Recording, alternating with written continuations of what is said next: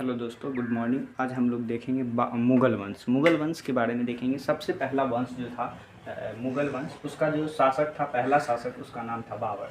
देखिए, ये मंगोलों का शासक था। इसमें मंगोलों के शासकों में बहुत सारे छोटे बड़े शासक हुए। उसी में से एक छोटा शासक था जिसका नाम था बाबर जो था, इसका वास्तविक नाम था जहीरुद्दीन मोहम्मद बाबर। बाबर का जन्म 14 फरवरी 1483 को फरगना के उज्बेकिस्तान में हुआ था। बाबर का जब जन्म हुआ तो उनके पिताजी का नाम था उमर शेख मिर्ज़ा। उनके पिता का नाम उमर शेख मिर्ज़ा था, जो तैमूर वंशज था, और इनके माता का नाम कुतुब निगार खां मंगोल वंशज थे। इसलिए इन्हें जो है ये दोनों का मिश्रण कहा जाता है, तुर्कों एवं मुगलों का वंशज कहा जाता है। ये बाबर जो था, इनकी दादी का नाम था एहसान दौलत बेग। ये अपनी दादी के दौलत पे, अपनी दादी के सहयोग से ही 11 वर्ष की अवस्था में 1494 में ये राजा बने, यानी राजा की गद्दी पे बैठे।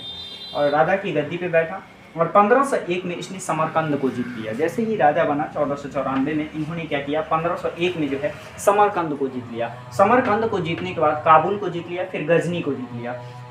लेकिन इसमें समस्या क्या था कि इन्होंने जैसे ही जीता था, एक साइड जैसे समरकंद को जीत लिया, तो अब दूसरे पर जब आक्रमण करने जाता था, जैसे काबुल पे आक्रमण करने जाता था, तो समरकंद जो है, दूसरे छोटे राजा जो होते थे वो इसको आक्रमण करके जीत लेते थे। क्यों जीत लेते थे? क्योंकि वहाँ जो है बहुत ज़्यादा पहाड़ी एरिया है, और पहाड़ी एरिया में युद्ध करना थोड़ा मुश्किल होता है, जिसके कारण ये जो है बहुत ज़्यादा तंग आ गया था। और 1501 में इन्होंने काबुल गजनी को जीता। 1507 में मिर्जा की उपाधि को, जैसे ये जीता था तो मिर्जा की उपाधि धारण कर लिया था, और 1507 में मिर्जा की उपाधि को त्यागा और पादशाह यानी बादशाह की उपाधि धारण किया। अब ये बादशाह की उपाधि धारण कर लिया, तब जो है वहाँ बहुत ज़्यादा युद्ध होता था। मतलब हमेशा जो है अगल बगल के छोटे राजा जो है हमेशा युद्ध करता ही रहता था, जिसे तंग आकर के जो है बाबर ने भारत पे आक्रमण करने का सोचा। यानी बाबर को जो है, बाबर शब्द जो है तुर्की में इसे बाघ से रिलेट किया जाता है, क्योंकि ये अपनी ताकत और मनोबल की वजह से ये जाने जाते थे, इसीलिए इसे बाबर कहा गया। और तुर्क भाषा में इसका अर्थ होता है बाघ। अब देखिए, 1519 में इसने पहली बार बाजौर अभियान किया था। पहली बार क्या किया था? बाजौर अभियान किया था। और बाजौर अभियान जैसे ही किया, इन्होंने भेर की किला जीत लिया, भेरा का किला जीत लिया। इसमें बारूद और तोप का प्रयोग किया। सबसे पहली बार अगर भारत में बारूद और तोप का प्रयोग किया था तो कौन किया था? बाबर किया था सबसे पहली बार।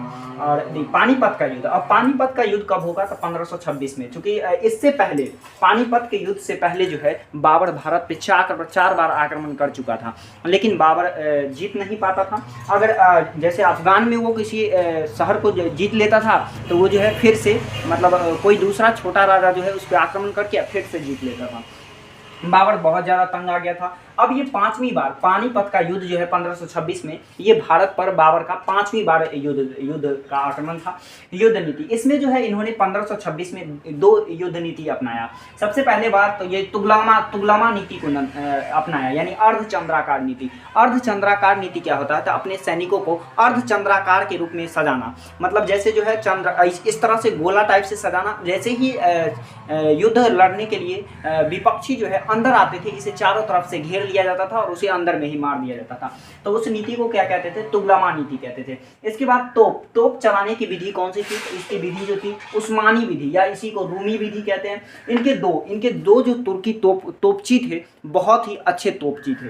यानी एक का नाम था उस्ताद अली और दूसरा का नाम था मुस्तफ़ा खां, जो अच्छे तोप चलाते थे। इसमें किससे युद्ध हुआ था? तो इसमें इब्राहिम लोदी के साथ युद्ध हुआ था। लेकिन ये बाबर को जो है भारत में बुलाने वाला भी इसी का चाचा था।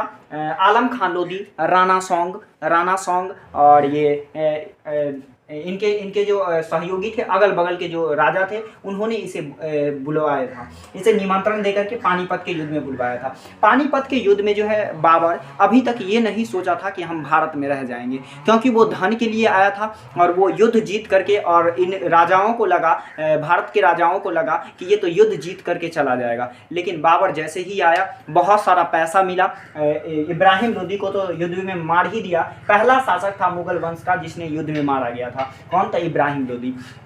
अब ये इब्राहिम लोदी से तो बहुत ज़्यादा धन ही लिया, और वो लोग जो बुलाए थे वो लोग भी इसे बहुत सारा धन दिया। लेकिन बाबर के पास एक समस्या भी थी कि जब ये अफ़गानिस्तान लौटता, उज़्बेकिस्तान, चूँकि ये अब ये उज़्बेकिस्तान में चला गया था, ये जो फरगना था, अब ये उज़्बेकिस्तान जाता तो वहाँ भी इसका कुछ बचा उचा नहीं था, क्योंकि वो आक्रमण करता था और फिर दूसरा मतलब उसे जीत लेता था, तो इसके लिए वहाँ भी कोई चीज़ बचा नहीं था। अब इसके पास कोई दूसरा उपाय भी नहीं था। तो इसने जब इसे जीता तब इसके जस्ट अगले वर्ष जो है 1527 में खानवा का युद्ध हो गया, क्योंकि जैसे ही इब्राहिम लोदी को मारा और ये रिटर्न नहीं गया, मतलब उज़्बेकिस्तान नहीं लौटा, तभी इन्होंने सभी लोग विचारा, राणा मोहम्मद लोदी, इब्राहिम लोदी का चाचा था, आलम खां लोदी और मेदिनी राय, ये चारों ने विचारा कि क्यों ना हम इस बाबर को ही मार दें, क्योंकि बाबर जो है अब भारत से जाना ही नहीं चाहता था। तो ये चारों ने मिल करके और खानवा का युद्ध किया 1527 में। आगरा के पास एक जगह है खानवा, वहीं चारों का सेना आया, सेना आया और चारों का सेना मिल करके और किससे युद्ध करने की मतलब ठान लिया, तो बाबर से युद्ध करने का ठान लिया। लेकिन बाबर का सेना जो है, बाबर को लग गया, चूंकि इतना चार लोगों का सेनाएं हैं, हम इससे युद्ध नहीं कर पाएंगे।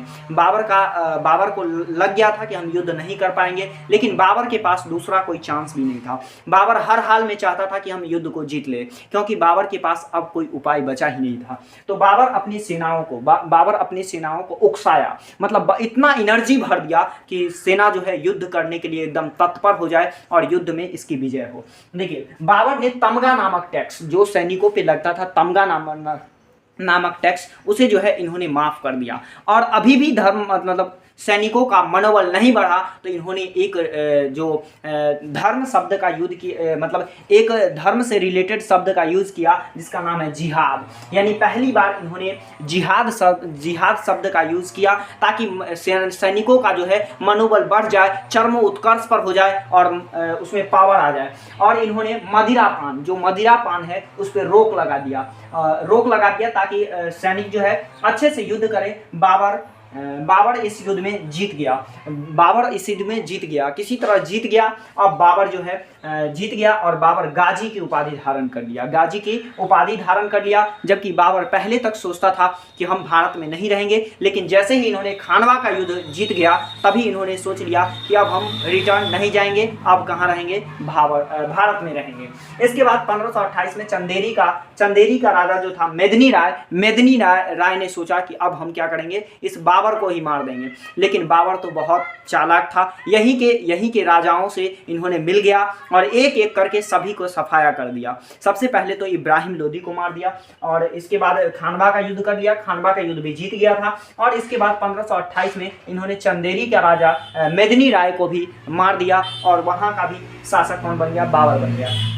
अब 1529 में जो है अफगान सेना के साथ युद्ध हो गया। संयुक्त अफगान सेनाओं का जो युद्ध हो गया, तो 1529 में भी बाबर ने इस युद्ध को जीत लिया। लेकिन बाबर यहाँ एक गलती क्या कर दिया कि बाबर जो है अफगानों का पूर्ण रूप से सफाया नहीं किया था, जिसके कारण हुमायूं का सबसे बड़ा कारण यही बनता है। अब देखिए 1530 में जो है 26 दिसंबर 1530 को बाबर की मृत्यु हो गई। लेकिन बाबर का जो था सबसे पसंदीदा जो शहर था वो था काबुल, लेकिन बाबर यही था। तो बाबर का जो है दफनाया कहाँ गया था, आगरा के आराम बाग में दफनाया गया था। आराम बाग में दफनाया गया था। और बाबर के सबसे पसंदीदा शहर भी कौन सा था, तो काबुल था। अब बाबर जब इस समय शासन कर रहा था, तो अब्दुल खान खाना इनकी एक पुस्तक लिखी थी जिसका नाम था तुजुके बाबरी। क्या नाम था, तुजुके बाबरी, जो तुर्की भाषा का था, लेकिन इसी भाषा का अनुवाद कर दिया गया था अरबी भाषा में, जिसका नाम था बाबरनामा। क्या नाम था, बाबरनामा था। बाबर जिस समय भारत में शासन कर रहा था, उस समय यहाँ के पांच राज्य थे।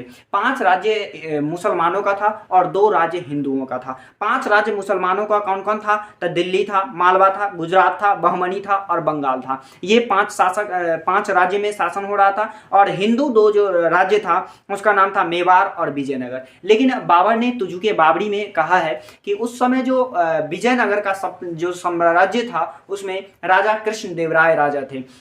और वो राजा जो थे कृष्णदेव राय उस समय का सबसे ताकतवर राजा थे हिंदू राष्ट्रों का। और हिंदू राष्ट्रों का बाबर का जो है 4 पुत्र भी था। बाबर का 4 पुत्र था। 4 पुत्र कौन कौन से थे? तो कह-ए-हुमायूं, इसका ट्रिक है कह-ए-हुमायूं, मतलब कमरान, हिंदाल, अस्कनी और हुमायूं, इनके 4 पुत्र थे, जिसमें से इन्होंने सबसे पहले अपना राजा किसे मान लिया था? तो अपना राजा जो है हुमायूं को मान लिया था। यही इसका सबसे बड़ा कारण हो गया।